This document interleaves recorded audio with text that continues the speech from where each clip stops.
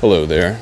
It is 11 a.m. on Friday the 20th of March 2026, and I'm out here walking to Irwin, Tennessee on the road. I had just enough food to be able to get to where I am right now and not suffer for it, I have some extra, I guess I have 4 packs of chicken creations in my pack, and so at some point during this road walk in, I'll stop and have a break and finish up the rest of that food so that I'm not carrying anything extra or superfluous. And anyway, I was just listening to music, and I'm going down this nice road that has a very, now that I hear it, kind of hypnotic sounding stream next to it. I guess you could maybe call it a river. I don't know what the actual distinction between all that stuff is. Don't really care to know, honestly. Arbitrary. And that's kind of what made me want to start recording, because I was having a conversation with myself about what I'm doing. And I came to this point that, for, if nothing else, just posterity, I wanted to put out there, because I was like, this is one of those thoughts that I'm going to have and really feel like this is a good one and pretty much never be able to actually capture it like the lightning in a jar it currently is. So rather than writing it down, which I've written down several other ones as well that hopefully I'll have the vim and vigor to get to in, original fashion as I do now. But yeah, this one specifically. So, I've been evaluating what the trail will look like for me as I continue to deviate, cutting out 15 miles here, 20 miles there, whatever it is, it vastly changes the experience. In 2022, I mostly stayed on trail. I would say I was on trail for, I'm going to say 98% of 2022 was done on the Appalachian Trail. I think that's probably fair. I think that's probably fairly accurate. I would be willing to even go down to 95 just for a fudge factor, but I have to say, if I am going to 95, I do believe that is the most accurate.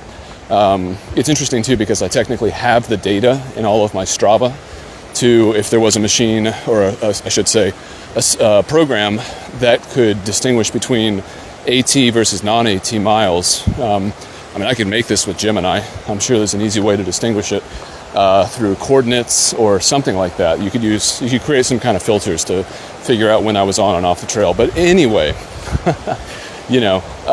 one of the things I want to do today is sit down and actually figure out how many miles I've done, and then also what actual mile on the trail I am at, and maybe also see what the trail versus road miles are.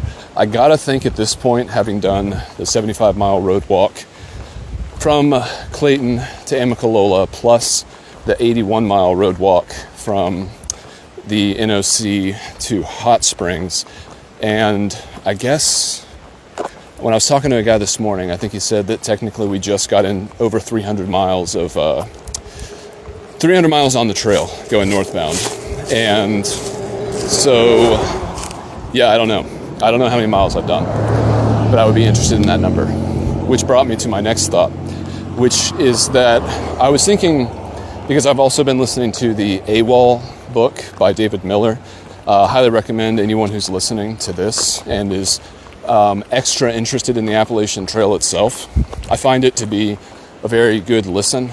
I've only ever listened to the audiobook, but I've listened to it multiple times. I think pretty much every time I've ever been on the Appalachian Trail, especially at the beginning, I've listened to it, and I might even return to it later on because I'll have more context for the spaces that he was talking about. But, there's a big discussion throughout the course of the book and just generally being on the AT about purism. There's, despite how great the Appalachian Trail community is, I do think that there's a lot of judgment. I think that's really just because people are people at all times and in all places, you know? It's like, just because you're doing this thing that kind of feels like a fantasy compared to real life, human beings still inhabit that fantasy, and we never really divorce ourselves from any of our emotions, no matter where we put ourselves. I don't believe priests, respectfully, in a variety of reasons I mean that, but like specifically I think of like Buddhist people, priests I should say. I think that at best they've only been able to come to peace with being a human being, but I don't think anyone has ever superseded the position. I don't think that that's what we're here for, personally, as a biological materialist. And, you know, I could be wrong, and my philosophy could necessarily have to change so that I, you know, was adaptable to new information. But the way I see it, you know, human beings, we have the same organs and nervous systems and general biological experience as every other creature on this planet. And it seems to me we're susceptible to all the same, I guess, at its highest pleasures and at its lowest suffering, just like every other creature. And I feel like the mechanism that explains why anything is here at all, which is, you know, evolutionary biology, that explains also why we are here. There are a lot of questions, you know, about like how that happened. I don't know if there's a lot of answers to why. One of the things that I fantasize about with AI future abilities is that, in my mind anyway, I feel like AI may not ever be able to answer a question that begins with why, but because of its ability to understand systems on a much deeper level, it might be able to explain why we ask that question. Like, I think that it is entirely possible, in the same realm that like Narnia and Mordor don't really exist, that we can create intellectual questions that don't actually have a physical answer, but we feel it so viscerally within ourselves that we feel like there must be some answer, because sometimes there is. But I do think that there are questions you can ask that are meaningless. And why yeah, I think why is by and large a question that there is no satisfying answer, because I think we've completely artificially manufactured the concept. I don't think that there is a why. You know, when a tree falls, I don't think there's anything aside from a human being that would look at that and say, why? I mean, you could say how, which I think is different. Like, what were the mechanisms that led to this thing? But why? To think that there's like a why, like a deeper meaning that necessarily has sort of a moral or an ethical implication in terms of some type of behavior, whether it was malicious or benevolent. But I do think that that's another thing that we've created, malevolence and benevolence. I think that those are our greatest defense against the greatest truth, which is that the actual ruling force might be indifference, which would actually make more sense. You know, indifference is the fulcrum point between maliciousness and benevolence. You know, it's like, it's what comes after extremes. And I think that the entire earth and I guess the whole universe, I would go that far. I really just think that indifference is probably the natural state of things. If we're unique with anything, it's that we're not indifferent human beings, which goes back to judgmental. So purism on the trail is just something that I have, like, you know, I'm in the middle of it. I'm hanging around with people who have done, you know, again, 300 miles on the trail. And so there's still a lot of uncertainty and question and probably fear, anxiety, all those kinds of things. People, they don't know what's going to happen and how they're going to adjust to it, you know. And for me, I miss that feeling. And I know that I'm doing the same trail again, and it's not like I could experience a marginally different version of that feeling if I went and did something unique. But for me, I'm cheap, pathologically frugal, and just to prove the point this time, I walked from my parents' house to the beginning of the trail just because it's that easy. It's that convenient. It's like, dude, I don't want to fly to Montana or California with all my crap. Like, I guess I could take a bus ticket or a train. I actually would enjoy that. But I don't think about it like that. I think about, like, when you typically sign up for something like the PCT or the CDT, in my mind, that necessitates a plane ticket and like a lot of logistics, you know? And that to me is just a bummer because, like, you know, I don't like to plan super deeply just because I don't want to ruin the spontaneity of any given event, you know? Like, it's not fun being on a schedule. Like, it's good to have routines and it's good to have habits, but it's not good to, like, put them in an immutable order that is, like, sacred, you know? You shouldn't codify your routine into a schedule. And when I say you, I just mean me. Anytime I say you, I mean me. I'm trying to use I statements more often so I can shield myself from criticism. But yeah, I'm never actually talking to you. I'm always referring to myself as you. Just asterisk there, you know. But yeah, so last night I was thinking, I was like, man, like I like the people who I've run into recently. They're really the first people who I've spent any significant amount of time over any significant amount of days. And I lament the fact that I probably won't see them again.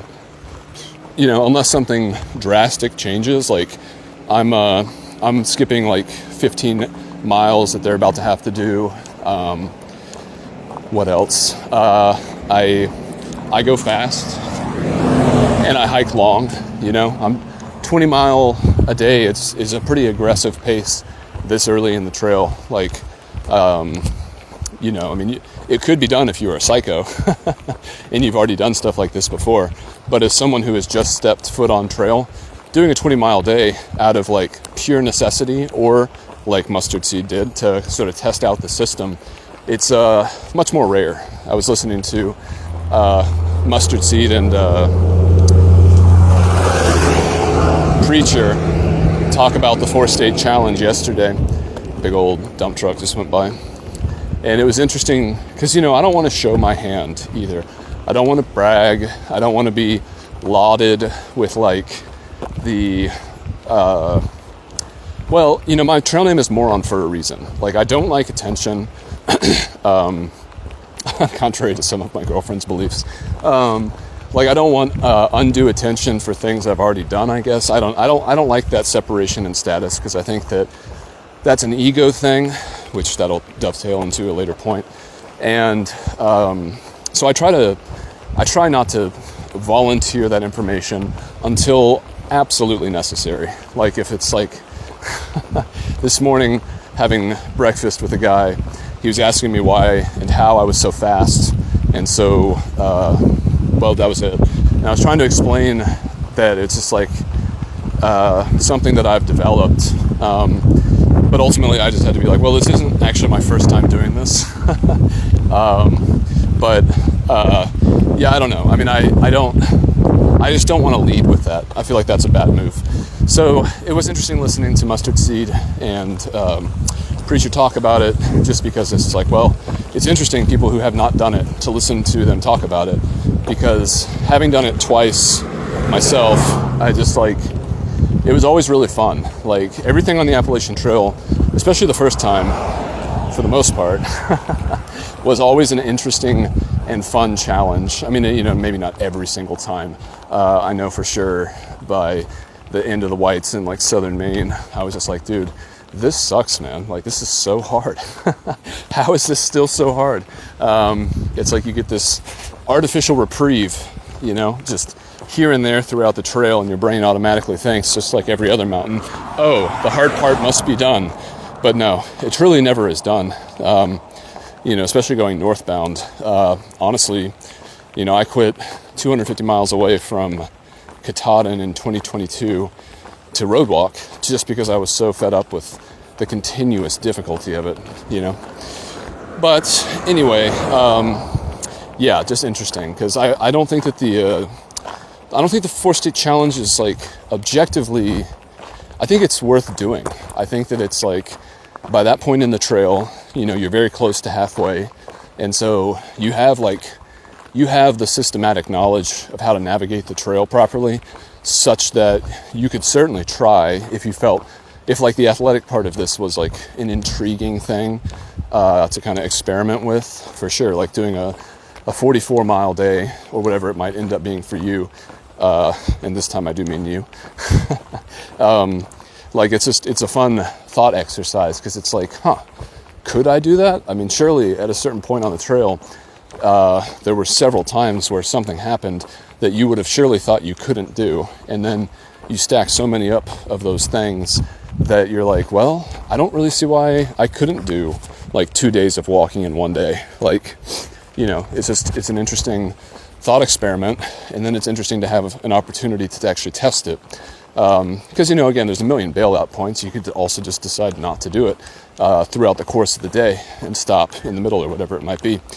But to have those kinds of opportunities, I think that's one of the things I like the most about being on this trail.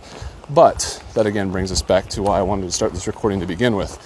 And it all kind of dovetails with indifference and ego. So last night, I was kind of looking over the map, thinking about what I might do after Irwin, lamenting the loss of possible friends, but also knowing that there's no way we could stay together. Whether I roadwalk or not, my pace and the distance, it will fundamentally, ultimately separate me from most of these people just by sheer facts of force or something. So what do I want to actually do inside of me? Because there was a part of me that's like, well, I don't want to miss the opportunity to meet certain people because I'm not on trail at the time. But then I started thinking, like, I don't like the way that framing of the situation makes me feel. Something about it feels slightly less true. And I looked into that feeling, and I realized the thing that I felt was actually very untrue about that specific fear, that I could just tell intuitively but not verbally initially, was that, that assumes that I would know better about what would happen if I did one type of walking versus another. And the whole thing about it is I don't know which one could ever yield a specific result. I could meet people because of the roadwalk that I would never meet on the trail who could be equally important, And that's the fun part. Doing this for a third time, I think I almost have to do it this way, because otherwise, I don't know. It would be, I don't know. It would just be, it wouldn't have evolved, like to do something 3 times like this. If you did it the exact same way every time, to me, I feel there's a certain over sharpening of the blade there, like it's, and I'm being descriptive, not prescriptive. I'm not talking about anyone else, but for me, it's like every time I've gone out and done something like this, there's been a little bit of an evolution of the process that has led to a more, well, I was going to say expansive, but that assumes that I knew where I was going, but just a more wide swath of experience, even going in similar directions. I've always biked west, from Virginia to Oregon, from Texas to San Diego, and then from Georgia to California again. I've always gone east to west, and from the Florida Trail to the Appalachian Trail. I guess technically I went south on the long trail from the border, but it's like, I guess what it is like, this is like literally a widening of the aperture of the experience, because if you do stay on trail, if I stay on trail the entire time, like the cone of experience is much more narrow. And again, it's sort of even though it's unique, it's a known quantity.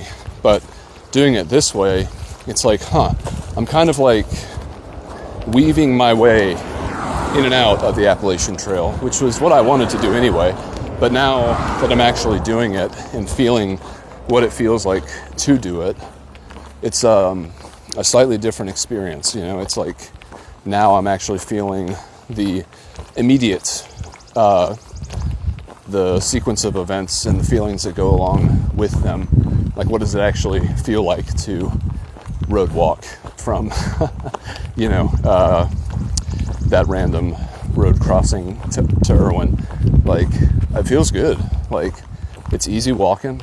I'm seeing things that I would never otherwise see. I have no business to be on this road ever. I never have been on this road as far as I know. And, if I was on the Appalachian Trail, I probably would only be like 3.5 miles into my day or something, instead of being, what am I at? What is this? Six miles. I'd say that's a reasonable guess. Probably a little closer to 4, but we're all friends here, so what's a mile between us? But yeah, so I was thinking more about the arbitrariness of doing things on the trail. Like if I wanted to, I could do a marathon every single day, probably, on the entirety of this trail. And I don't think that would be the most difficult thing for me to commit to. But I do think that it would be extremely pointless and very taxing on how much I was able to enjoy the experience, And I was thinking initially about how,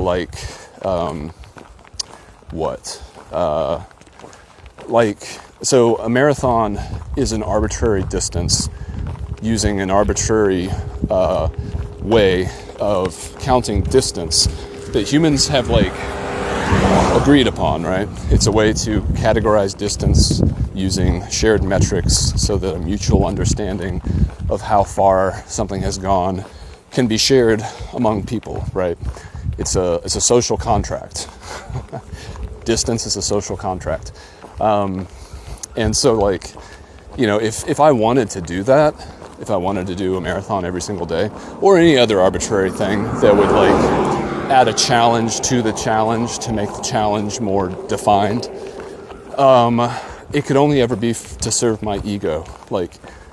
That would become something that I wanted to be known for. It would be something that I would lead with, which is, again, something I'm trying to avoid. Ooh, a dog. It scared me a little bit. They're in a fence. We got a little pit bull looking thing, and then a boxer. They look nice enough and certainly restrained. Cool house.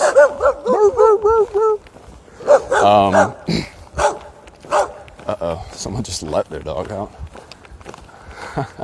Let's see if they want to play.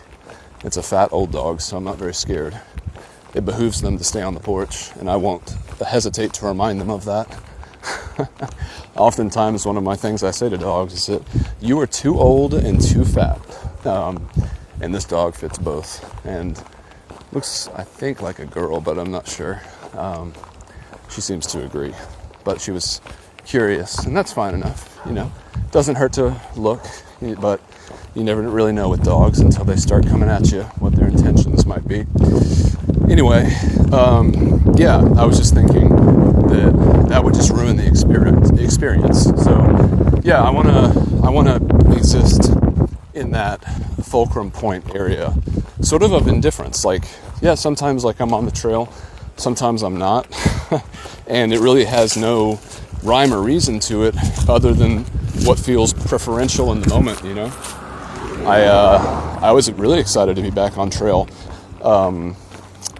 after the 0, for sure. I was I did not want to walk on the roads anymore. 2 30-mile days back to back I was like, man, this sucks. And again, that had more to do with the distance I had to cover than the actual walking itself, because today, this is great. Like, I think it's 14 miles into town. So, you know, what, I got like 8 more, I think. Yeah, 8 miles. That's nothing, dude. Like, that'll be done before I even realize it. And it's super, super easy walking. It's a little warm. All right, it's all right. Yeah, I'll admit it. It's a little warm. But that's fine. You know, it's been really cold recently. And has it really come to pass so quickly that I already missed the cold? Could it really be in a matter of hours on the same day that I already longed for the weather that I was cursing so shortly ago? I'd say yes is the answer to that. We are fickle creatures, y'all. But yeah, so I've reframed everything, and I feel satisfied with where things are at. It's like, well, if I look too far down the map and I start to try to anticipate what I want to be on the woods here, or what I want to be walking through towns here, like, I can't do that yet. Like, I certainly knew when I was in Hot Springs that I wanted to be in Irwin in 2 days, or 2.5 days, whatever amount of days it was. What's the day even? Friday? 2 days, 2.5 days, yeah. And that was based on all the information and experiential data that I had up to that point. And I committed to it with the food that I bought. I signed, sealed, and delivered my fate. And here I am, pursuing the subsequent, you know, I don't want to use the word consequence because that seems like it has a negative connotation, but just in terms of pure moving of sequences, like this is the road that I chose and committed to. So it's like, I guess that's what I'm going to do, you know, never looking too far ahead and then just, you know, leapfrogging from resource to resource, determining if I want to stay or go based on all of the available data, you know? And so that's cool. You know what I'm saying? Glad to have been able to talk about that a little bit, because that conversation was going on inside of my head, but it was a little bit more jumbled, you know. Thoughts are kind of like keeping everything in a really, really too small box. And when you talk, it just feels like opening the lid, letting all the words breathe a little bit, literally, since words are breath. Anyway, I'm going to go for now. I'm excited to see what Notebook LM thinks about this one. So, love you, bye. If I can find my thing. Love you, bye.